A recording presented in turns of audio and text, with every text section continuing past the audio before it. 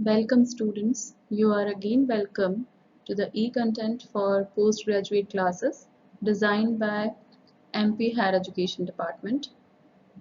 These lectures, this lecture is designed for MSc Chemistry third semester students for their fourth paper, that is of polymers. And in this module, that is module 3, we will discuss about the polymer reactions. Myself, Gagandeep Kaureen, Assistant Professor, Department of Chemistry, Jawaharlal Nehru Government Degree College, Badwa. Let's have a look at the prerequisites for this video. Just you have to know the basics of the polymers that I hope you have enjoyed and you have learned in the module 1, that was the introduction of the polymers. After completing this module, students, you will be able to understand the different systems that are used for polymerization reactions, different conditions that affect the polymer reactions, and different types of polymer reactions.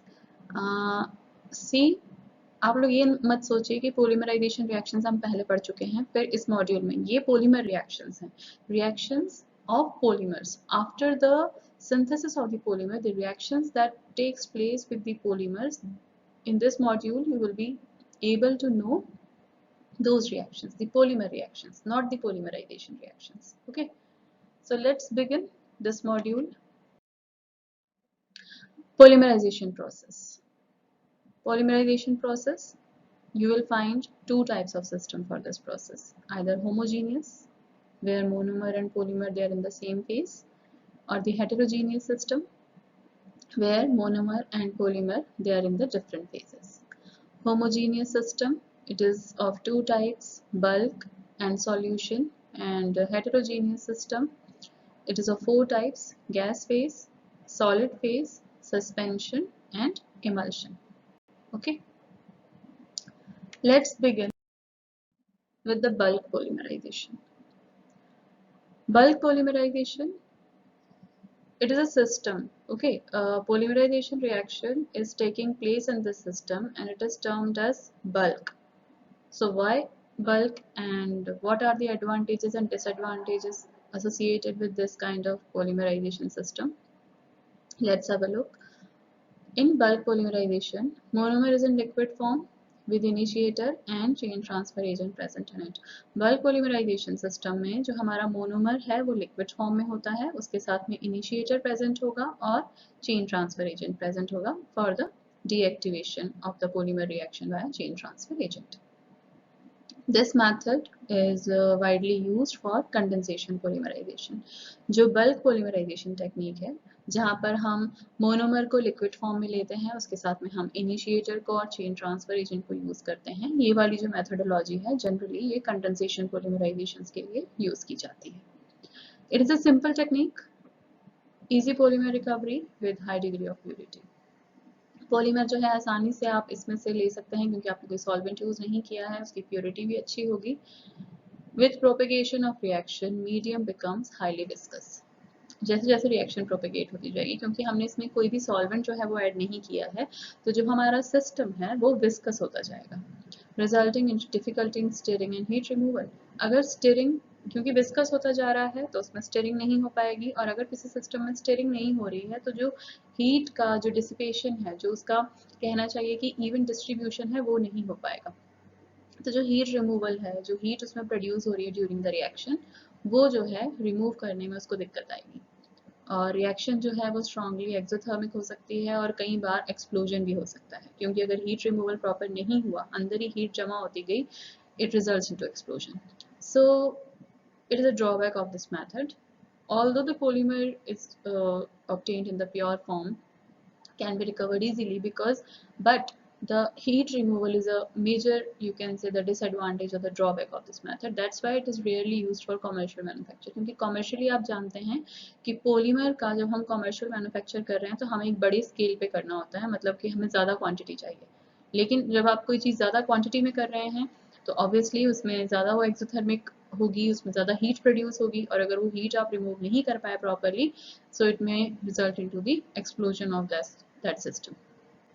Bulk polymerization जो है example आप देख सकते हैं polyurethane, nylon 6 और पॉलीकार्बोनेट्स, polyesters वगैरह जो हैं इनके लिए बल्क पॉलीमराइजेशन यूज़ किया जाता है।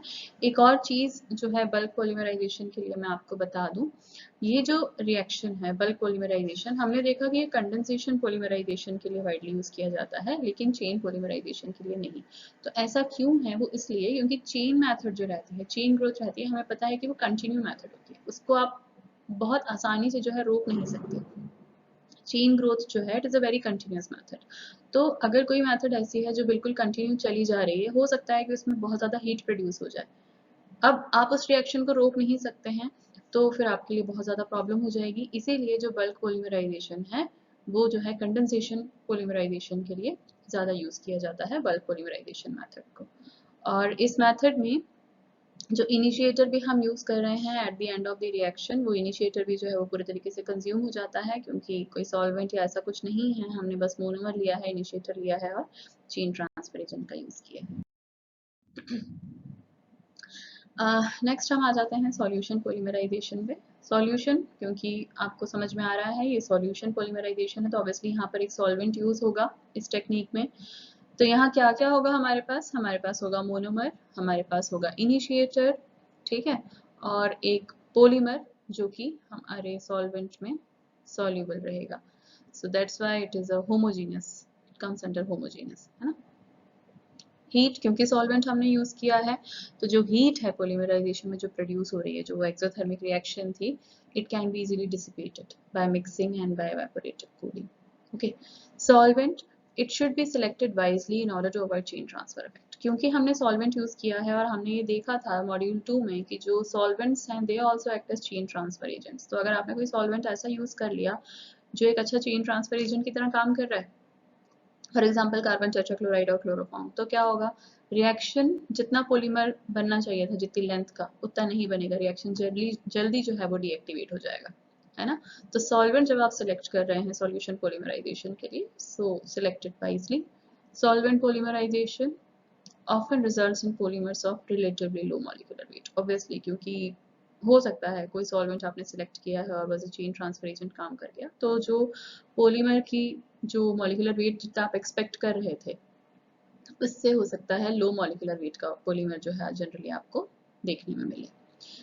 This method is not suitable for dry polymers as complete removal of solvent is tedious. हो सकता है कि पॉलीमर जो आपका बना है उसमें से आप पूरे अमाउंट में सॉल्वेंट को रिमूव ना करवा पाएँ। तो अगर आप कोई ड्राई पॉलीमर सिंथेसाइज करवाना चाह रहे हैं तो उसके लिए जो सॉल्यूशन पॉलीमराइजेशन है वो एक अच्छी टेक्निक नहीं है। रिमेंबर स्टूडेंट्स, अभी तक हमने पॉलीमराइजेशन कैसे होगा उसके टाइप ऑफ मैकेनिज्म को पढ़ा था in the form of condensation, addition and coordination, ठीक है। अब जो हम पढ़ रहे हैं इस मॉड्यूल में, हम ये पढ़ रहे हैं कि किस टेक्निक से हम पॉलीमराइजेशन करवा सकते हैं, मतलब हमारे पास क्या क्या अवेलेबल टेक्निक्स हैं कि आप मोनोमर, चेन ट्रांसफर एजेंट और इनिशिएटर को आप यूज कर लें, विदाउट सॉल्वेंट आप उस रिएक्शन को करवा लें या विद सॉल्वेंट करवा लें, ठीक है। So don't confuse this one with the polymerization reaction. This is a technique and that was the mechanism of the polymerization reaction. Next देखें गैस फेज पॉलीमराइजेशन, ठीक है, हेटेरोजीनियस सिस्टम में आता है ये। It is also called vapour phase polymerization and gas fluidized bed polymerization. Polymer particles they are continuously removed from the bottom of the reactor. इसका आगे मैं आपको इमेज दिखाऊंगी, उसमें इसको हम लोग अच्छे से समझेंगे। मोनोमर जो है वो गैस के फॉर्म में हम डायरेक्ट उसको जो है कंटिन्यू डालते रहते हैं, और जो पॉलीमर है उसको फ्रॉम द बॉटम हम लोग निकालते रहते हैं। Vapor phase polymerization, it is mainly used to produce high density, low density polyethylene and for PEVA synthesis. This is the diagrammatic representation of gas phase polymerization. Here you see we are feeding this fluidized bed reactor with the gaseous polymer. Okay, free polymer we are adding. So here it is getting converted to the product, that is the polymer, which we are removing from here bottom of this reactor. The monomer that is in the form of gas that remains unreacted.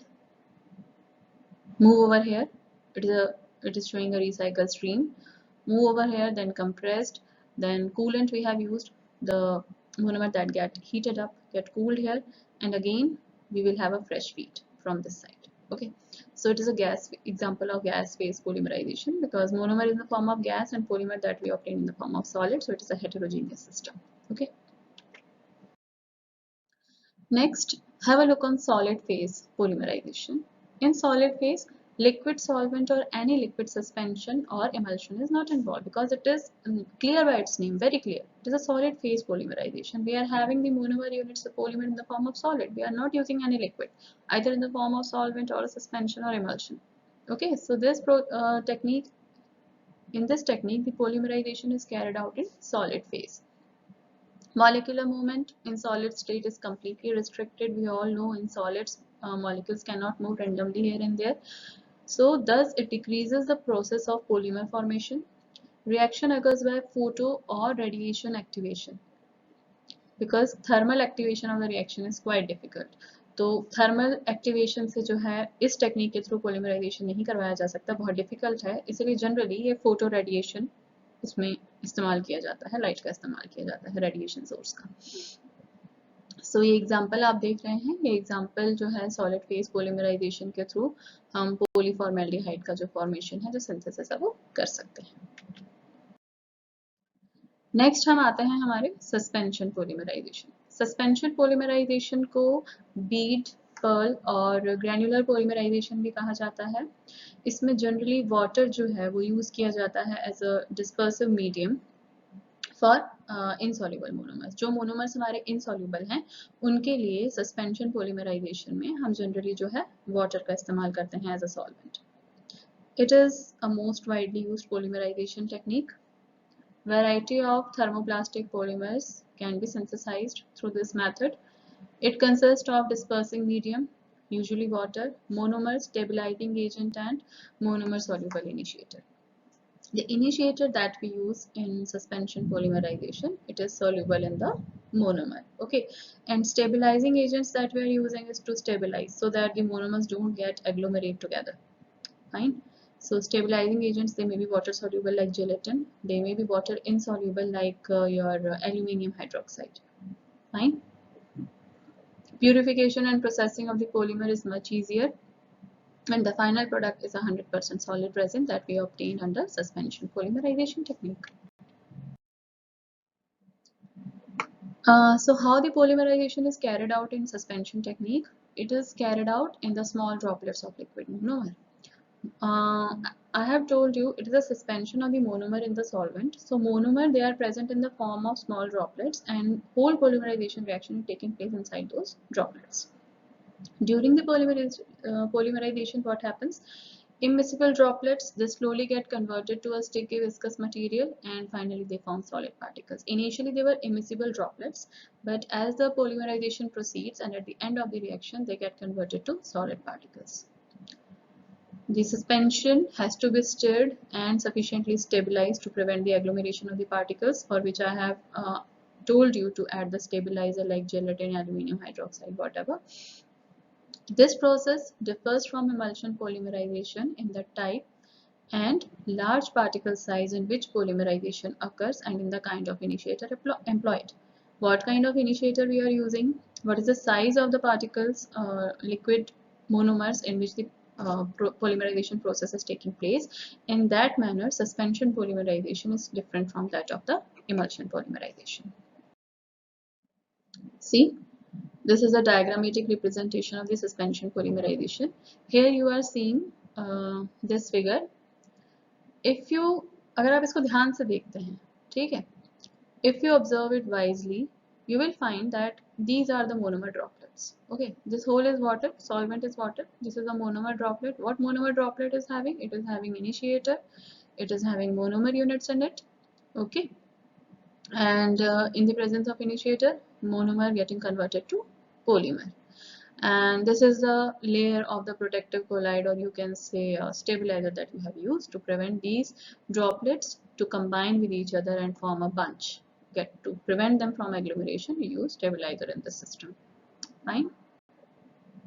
This is used for stirring, as we have seen that stirring is necessary in suspension polymerization, because अगर आप stirring भी रोक देंगे तो भी जो monomer के particles जो अलग अलग droplets हैं वो आपस में combine हो जाएंगे. Then we come to emulsion polymerization. It is a more rapid technique than bulk or solution polymerization and conversion is almost 100%. तो ऐसी method जहाँ हमें 100% conversion मिल रहा है, जहाँ हमें अच्छी purity मिल रही है, we will go with that. Okay. Average molecular weight is usually higher compared to bulk or solution polymerization. इसमें जो average molecular weight है, मतलब जो polymer है हमारा वो बड़े size का बन सकता है. जब हम molecular weight कम या ज़्यादा की बात कर रहे हैं, स्टूडेंट्स आप लोग ध्यान दें, जब मॉलिक्यूलर वेट हम ज़्यादा कहते हैं दैट मीन्स कि जो हमारा पॉलीमर है वो बड़ा है, और जब हम लो मॉलिक्यूलर वेट कह रहे हैं दैट मीन्स हमारा पॉलीमर जो है वो छोटा है. System consist of dispersing medium. अब इसमें क्या होगा, इमल्शन पॉलीमराइजेशन वाला जो हमारा सिस्टम है या जो टेक्निक है, इसमें एक डिस्पर्सिंग मीडियम होगा, मोनोमर होगा, इमल्सीफायर होगा और इनिशिएटर होगा. हमारे पास जब हम सस्पेंशन देख रहे थे वहाँ हमारे पास स्टेबलाइजर था, यहाँ हमारे पास इमल्सीफायर है. Monomers they are only slightly soluble in dispersing medium. जो भी डिस्पर्सिंग मीडियम हम यूज़ कर रहे हैं, जो भी हम एज अ सॉल्वेंट ले रहे हैं, मोनोमर्स यहाँ पर भी जो है उसमें बहुत ही कम सॉल्युबिलिटी रखते हैं. They form droplets that are suspended and stabilized by the emulsifiers. Emulsion polymers find a wide range of applications such as synthetic rubber, thermoplastic, coatings, binders. जो भी polymers जो emulsion method से synthesize हो रहे हैं, they have number of applications in different fields that are mentioned in this slide. Okay, emulsion further it is of two types, conventional and inverse. देखिए जब हम emulsion polymerization पढ़ रहे हैं तो आप बस आपका सोप का जो मैकेनिज्म होता है ना मिसेल फॉर्मेशन वाला, उसको ध्यान में रखिए थोड़ा सा, तो emulsion polymerization आप लोगों को बिल्कुल क्लियर हो जाएगा. जब हम conventional emulsion polymerization की बात कर रहे हैं तो conventional emulsion polymerization मतलब कि वो जो हमारा मिसेल बनता है ना, कि हाइड्रोफोबिक जो है वो अंदर रहता है और फिर हाइड्रोफिलिक जो है वो बाहर रहता है, तो ये भी कुछ उसी तरीके का. Hydrophobic monomer emulsified in water and initiated with a water soluble initiator that is potassium persulfate. Water should be demineralized to avoid electrolytic instability of the emulsion. Water जो हम यूज कर रहे हैं यहाँ पर वो डीमिनरलाइज होना चाहिए, क्योंकि अगर वो डीमिनरलाइज नहीं होगा तो उसमें जो मिनरल्स प्रेजेंट हैं वो ही हमारे इमल्शन को डिस्टेबलाइज कर देंगे. ठीक, और क्योंकि हम वाटर का यूज़ कर रहे हैं तो ऑब्वियसली जो हमारा सोप का हम जो फॉर्मेशन देखते हैं ना कि जो हाइड्रोफिलिक एंड्स हैं वो बाहर की तरफ रहते हैं, हाइड्रोफोबिक अंदर की तरफ रहते हैं, तो यहाँ पर भी पूरा वैसा ही सेटअप होगा. हम इसमें water soluble initiator like potassium persulphate का यूज़ करेंगे. ठीक है, इसको इनिशिएट करने के लिए. तो जो मिसेल बनेगा वो ऐसा बनेगा कि वाटर है बाहर की तरफ, क्योंकि हमने सॉल्वेंट वाटर लिया है, तो वहां पर हाइड्रोफिलिक पार्ट्स रहेंगे और जो हाइड्रोफोबिक पार्ट जो हमारा पॉलीमर है वो अंदर की तरफ रहेंगे, because polymer is a long chain, hydrocarbon chain, और हाइड्रोकार्बन वाटर हाइड्रोफोबिक रहते हैं. तो जो पॉलीमर चेन है वो उसमें अंदर की तरफ रहेगी उस मिसेल में, और बाकी जो हमारा हाइड्रोफिलिक वाला पोर्शन है जो भी इनिशिएटर जहाँ लग रहा है लाइक पोटेशियम परसल्फेट अगर हम यूज कर रहे हैं तो वो आउटसाइड में रहेगा. इन्वर्स इमल्शन, इन्वर्स इमल्शन के लिए हमें ऑर्गेनिक सॉल्वेंट यूज करना पड़ेगा. ओके, और यहाँ जो हमारे मोनोमर्स होंगे they are reverse, they are hydrophilic in nature. ठीक, क्योंकि हमने ये देख लिया कि जो हमारे मोनोमर्स हैं वो यहाँ सॉल्वेंट में कम सॉल्युबल होते हैं, तो अगर हम वाटर को एज अ सॉल्वेंट यूज कर रहे हैं तो मोनोमर हमारा हाइड्रोफोबिक होगा, और अगर हम ऑर्गेनिक सॉल्वेंट यूज कर रहे हैं लाइक पैराफिन, ज़ाइलिन एटसेट्रा, तो यहाँ पर जो हमारे मोनोमर्स हैं दे विल बी हाइड्रोफिलिक. और यहाँ पर AIBN जो है उसको हम एज एन इनिशिएटर लेंगे, तो ऑब्वियसली जो हमारी पॉलीमर चेन बनेगी वो टुवर्ड आउटसाइड रहेगी सॉल्वेंट की तरफ में, और जो हमारा मोनोमर रहेगा क्योंकि वो हाइड्रोफिलिक नेचर का है तो वो उससे दूर रहेगा.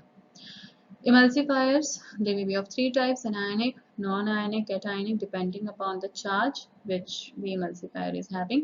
And you see number of examples are there for the emulsifiers or the surfactants that you can use in the emulsion polymerization. This is a simple representation of that micelle which is formed in the emulsion polymerization. See, this figure shows you very clearly how the polymerization is taking place in emulsion polymerization technique. These are the monomers. We have taken water as a solvent, okay, and this one It is a dissolved soap and it is hydrophilic. See, it is present over the outside. This is the micelle you see, this droplet. The soaps which are water soluble present on the outer side, and the monomer units which are hydrophobic, because we are using water as a solvent. So hydrophobic monomer we are using, it is present inside. Now you have added initiator. Okay, so after addition of initiator, what happens? These monomer units, they get converting into the polymer, and then the polymer chain is formed, which we can easily separate out of this emulsion polymerization system. Now we have polymerization conditions. So basically 3 conditions are involved, or we have to take care of while we are performing any polymerization reaction: the temperature of the polymerization mixture, pressure of the system, the presence of initiator or the catalyst, whatever you want to use. I have taken 2 examples, one of low density polyethylene and another of high density polyethylene. We all are familiar with it. See the difference between the two. When you are using low density polyethylene and it is synthesized with the help of initiator, okay, so the temperature it requires to synthesize is about 200 degrees centigrade, pressure 2000 atmospheres. And when we are synthesizing high density polyethylene by using Ziegler-Natta catalyst or any other metal compound, see the difference between the temperature of these two, 200 to 60 degrees centigrade. Pressure about 2000 atmospheres to a few atmospheres. So these are the basic conditions. By changing any one condition, you can synthesize different type of polymers. By switching from initiator to catalyst, you can change the temperature and pressure for the synthesis of that particular polymer. So these are the conditions that you have to keep in mind while performing the polymerization reactions. Next, we see the polymer reactions. As I have told you during the beginning of this module, कि इस module में हम polymer reactions को पढ़ेंगे, वो reactions जो polymer perform कर सकते हैं, ठीक है? Polymers जो हैं, polymer बनने के बाद में वो क्या-क्या reactions को कर सकते हैं, उन सभी reactions को हम इस module में study करेंगे. क्या हो सकता है? Polyvinyl acetate को आप polyvinyl acetal में change कर सकते हो. You can do the hydrolysis of linear condensation polyesters and polyacrylates, acetylation, nitration, vulcanization of natural and synthetic rubber. You can do isomerization, cyclization, and hydrogenation of unsaturated polymers, and number of other reactions that are written in the slide. The polymer can perform them after they get converted to polymer. Polymer जब polymer बन जाए, तब वो ये सारी reactions जो आपको यहाँ दिखाई दे रही हैं, वो उसे perform कर सकते हैं. There are certain conditions that make a difference, that makes a difference between the reaction of a polymer and monomer. क्या होता है? कुछ ऐसी टर्मिनोलॉजीज हैं, कुछ ऐसी कंडीशंस हैं कि जो पॉलीमर है जब वो रिएक्शन कर रहा है तो ये सारी कंडीशंस क्या होंगी एज कंपेयर टू जब एक मोनोमर ने रिएक्शन किया. सबसे पहले हम यील्ड से शुरू करते हैं. अगर मैं आपसे कहूँ कि हाइड्रोलिसिस किया मैंने एक्राइलेट का and I found 80% yield, it means कि वो 80% जो है हाइड्रोलिसिस के बाद में वो कार्बोक्सिलिक ग्रुप में चेंज हो गया. लेकिन जब हम पॉलीमर की बात कर रहे हैं, like if I am saying that 80% yield is obtained in the hydrolysis of polymethyl acrylate, it doesn't mean that 80% of the polyacrylic acid is obtained. Okay, it means that 80% of the acrylic acid, the repeating units, the ester units which were present, 80% of them have been converted to acid, and 20% they remain in the form of ester, the acrylates. So keep in mind when somebody says you कि ये मैंने इसका hydrolysis किया या मैंने इसका suppose मैंने इसको NH2 में चेंज किया है ना, मैंने कुछ ऐसा किया कि वो NH2 में इसका जो फंक्शन ग्रुप था वो चेंज हो गया, तो वहां पर अगर वो आपसे कह रहा है कि इसकी यील्ड 80% या 60% आई है, तो यही वो कंडीशन है जो मोनोमर को पॉलीमर से अलग करती है. अगर हम मोनोमर देख रहे हैं और वहां हम कह रहे हैं कि इसका जो हाइड्रोलिसिस है वो 80% कंप्लीट हो गया, दैट मीन्स कि वहाँ पर 80% जो हमारा एस्टर था वो पूरा का पूरा कार्बोक्सिलिक में चेंज हो गया. लेकिन जब हम पॉलीमर में बात कर रहे हैं तो उस चेन में 80% जो हमारे एस्टर ग्रुप्स हैं वो हाइड्रोलाइज हुए हैं, बाकी 20% जो हैं वो नहीं हुए हैं. Isolation of functional groups, conversion is limited due to the isolation of single functional group as compared to the pairs of reacted functional groups. अगर पॉलीमर चेन है, उसमें बहुत सारे फंक्शनल ग्रुप्स लगे हैं, लाइक हम ये एस्टर और कार्बोक्सिलिक वाला एग्जांपल ले लें। अगर ऐसा है कि बहुत सारे जो फंक्शनल ग्रुप्स हैं, ठीक है, वो रिएक्ट हो गए, तो अगर उनके बीच में कहीं एक दो फंक्शनल ग्रुप छूट भी जाएंगे ना, तो वो रिएक्ट नहीं कर पाएंगे, क्योंकि उसका जो सराउंडिंग है उससे उसको काफी इफेक्ट पड़ेगा। So it comes under the isolation of functional group, कि आपने उन फंक्शनल ग्रुप्स को आइसोलेट कर दिया, अब वो रिएक्ट करने लायक नहीं बचे। Next is concentration.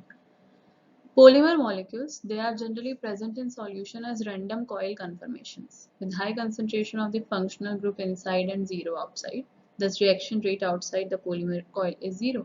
Polymer molecules generally अगर solution में उनको देखा जाए तो ऐसे present होते हैं कि जो उनके functional groups हैं वो एक तो polymers जो है वो coil के form में present होते हैं, और coiled भी ऐसे हुए होते हैं कि जो functional group है वो center में आ जाते हैं और surface जो है वहाँ पर functional groups almost zero हो जाते हैं। तो उन फंक्शनल ग्रुप्स के साथ में रिएक्शन करवा पाना थोड़ा मुश्किल हो जाता है। तो जनरली अगर आपको कोई ऐसा पॉलीमर सिंथेसाइज करना है कि आप चाह रहे हो कि उसका जो बल्क प्रॉपर्टी है वो चेंज ना हो, सिर्फ हम सरफेस को मॉडिफाई कर पाए, तो वो चीज़ जो है आप इनके साथ में सॉल्यूशन फेज में कर सकते हो। Then we come to steric effects. Polymer reactivity can be sterically hindered when the functional group is closer in the polymer chain or in a sterically hindered environment, or reaction involves a small reactant that is bulky.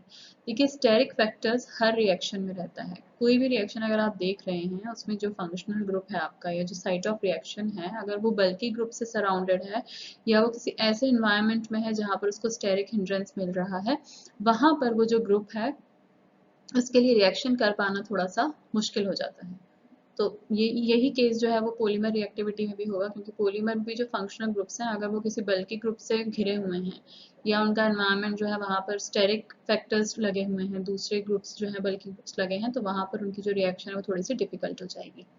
Next is electrostatic effects. Conversion of uncharge functional groups to charge groups exhibit a decrease in reactivity. अगर जैसे मैंने आपको यहाँ example भी दिया है, अगर हम for example poly 4 vinyl pyridine देख रहे हैं और वहाँ पर जो पूरी चेन लगी है उसमें बहुत सारे पिरिडीन्स हैं, अगर कोई एक दो पिरिडीन ऐसे हो गए हैं जो जिनकी चार्जिंग हो गई है, तो जो पिरिडीन जो कहना चाहिए कि अनरिएक्टिव है, जिसने भी रिएक्ट नहीं किया है, जो चार्ज फॉर्म में नहीं आया है, उसका रिएक्टिविटी फैक्टर जो है, रिएक्शन जो उसका रिएक्टिविटी फैक्टर है वो 3 से कम हो जाएगा, 3 टाइम्स कम हो जाएगा if its neighboring pyridine group get charged। तो इलेक्ट्रोस्टैटिक इफेक्ट्स भी जो हैं वो पॉलीमर रिएक्शंस को बहुत ज़्यादा अफेक्ट करते हैं। अगर आपका जो फंक्शनल ग्रुप जहाँ आप रिएक्शन करवाना चाह रहे हो उसके पास वाला फंक्शनल ग्रुप अगर उसने चार्ज ले लिया है, तो वो वाला फंक्शनल ग्रुप जो है उसका रिएक्टिविटी जो कहना चाहिए फैक्टर है या जो उसका रिएक्शन करने की टेंडेंसी है वो बहुत कम हो जाती है। ठीक है, नेक्स्ट हम देखें क्रिस्टलाइनिटी। Functional groups in the amorphous regions are available for reaction, whereas those in the crystalline regions they are generally inaccessible to chemical reagents। Amorphous जो region है वहाँ पर जो functional groups हैं, या कहना चाहिए कि जो amorphous polymers हैं उनके functional group as compared to crystalline polymers ज़्यादा available रहते हैं reaction के लिए। Neighboring group effect dependent on the functional group reaction involved and the stereochemistry of the neighboring groups। ये वही चीज़ है, फिर से अगर neighboring groups जो हैं वो बल्कि हैं, उसको steric hindrance दे रहे हैं पास वाले functional group को, तो जो वो functional group है वो polymer reaction जो है उसमें वो नहीं हो पाएगी। उसके अलावा भी बहुत 3-4 और फैक्टर्स हैं, conformations हैं, hydrophobic interactions हैं, solubility है, cross linking है। ये बहुत easy हैं, जब आप इनको पढ़ेंगे तो आप easily उसको समझ सकते हैं कि वो क्या कहना चाह रहा है उसमें। नेक्स्ट हम देखें cross linking reactions. Cross linking reactions जो हैं वो जनरली होमो और कोपोलिमर्स जो हैं 1,3-डाइन्स के उनमें होती हैं and they lead to the formation of elastomer. Cross linking is an absolute requirement for rapid and complete recovery of elastomers from deformation. Cross linkings बहुत ज़रूरी हैं। अगर क्रॉस लिंकिंग्स होंगी तभी वो जो हमने उसको स्ट्रेच किया है ना, किसी भी इलास्टोमर को जो हमने इसको डिफॉर्म किया है, वो वापस अपनी ओरिजिनल शेप में आ पाएगा। वल्कनाइजेशन एक क्रॉस लिंकिंग टेक्निक है, जैसा हमने पहले भी देखा नेचुरल रबर में क्रॉस लिंकिंग्स होती हैं डाइसल्फाइड्स की। They can be achieved by using sulphur peroxide and sometimes ionizing radiations also. अब अगर आप सल्फर का यूज कर रहे हैं, अगर आप सिर्फ सल्फर इस्तेमाल कर रहे हैं, तो आपको सिंपली जो भी आपका पॉलीमर है आपको उसको सल्फर के साथ हीट करना है, गर्म करना है। एन इनएफिशिएंट प्रोसेस, ये प्रोसेस inefficient है with only approximately 40 to 50 sulfur atoms get incorporated per crosslink. Sulfur is wasted by the formation of long polysulfide crosslinks. So heating with sulfur is not an appropriate technique for crosslinking. Then accelerated sulfur vulcanization. How it takes place? Mostly sulfonamide derivatives of 2-mercaptobenzothiazole. Efficiency is increased by using metal oxide and fatty acid as the activator. अगर आप fatty acid को as an activator use कर रहे हो, metal oxide को use कर रहे हो, तो इस प्रोसेस से जो क्रॉस लिंकिंग की एफिशिएंसी है वो इंक्रीज हो जाएगी. तो मेटल ऑक्साइड के फॉर्म में जिंक ऑक्साइड और फैटी एसिड के लिए स्टेरिक एसिड जो है वो इस्तेमाल किया जा सकता है. और ये जो है डेरिवेटिव है जिसकी हमने यहाँ बात की है, ये आपका 2-mercaptobenzothiazole है. और अगर इसका सल्फेनामाइड डेरिवेटिव यूज कर रहे हो तो ये कंपाउंड जो है आप यूज कर सकते हो इसको for cross linking of sulphur. दूसरे vulcanization, polyidine rubbers, they can also be cross linked by heating with para dinitrosobenzene. ये जो आपको दिख रहा है ये दूसरी टेक्निक है वल्कनाइजेशन की, या कहें कि जो क्रॉस लिंकिंग है सल्फर की उसको उसमें पुट अप करने की. पेरोक्साइड और रेडिएशन के थ्रू भी जो है हम क्रॉस लिंकिंग्स क्रिएट कर सकते हैं. Cross linking of polyethylene increases its strength properties and extends the upper temperature limit at which this plastic can be used. Cross linking अगर आप polyethylene में बढ़ा देते हैं तो जो उसकी टेम्परेचर लिमिट है कि वो कितने टेम्परेचर तक यूज किया जा सकता है वो भी आप इंक्रीज कर देंगे. मतलब आप उसको थर्मली स्टेबल कर रहे हैं by the introduction of cross linkings. तो उसके बाद में आप उसका यूज कैसे कर सकते हैं? इलेक्ट्रिक वायर और केबल्स के फॉर्म में यूज कर सकते हैं. ठीक है. UV and ionizing radiations, they have been used for cross linking in polyethylene and PVC to be used for electric wire and cable insulation. तो आप इसमें UV और ionizing radiations का यूज करके भी क्रॉस लिंकिंग्स जो है उनमें. नेक्स्ट है एस्टरिफिकेशन ऑफ सेल्यूलोज. अगर आप सेल्यूलोज का एस्टरिफिकेशन करते हैं तो सेल्यूलोज एसीटेट बनेगा, और सेल्यूलोज एसीटेट जो है आप इसको फाइबर के जैसे यूज कर सकते हैं. जो हम आई ग्लासेस की जो फ्रेम्स पहनते हैं, है ना, जो फ्रेम्स हैं हमारे आई ग्लासेस के, उनमें उनके फॉर्मेशन में इसका यूज हो सकता है. कॉम्स के फॉर्म में यूज हो सकता है. तो इस तरीके से अगर आपने उस पर्टिकुलर एक पॉलीमर को रिएक्शन करवा के किसी दूसरे फॉर्म में थोड़ा सा उसको मॉडिफाई करके चेंज कर दिया तो आप उसको ऐसे नंबर ऑफ एप्लीकेशंस में उसका यूटिलाइजेशन आप कर सकते हैं.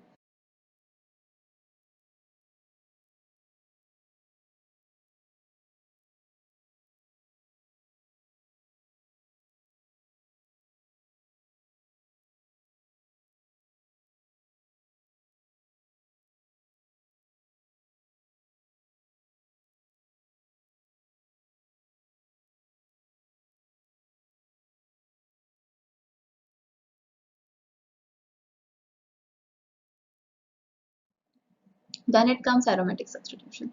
अगर आपका कोई पॉलीमर है जिसमें एरोमेटिक चेन प्रेजेंट है तो वहां पर आप उसका सब्सटीट्यूशन कर सकते हैं, और ये एक बहुत ही अच्छी मेथड है.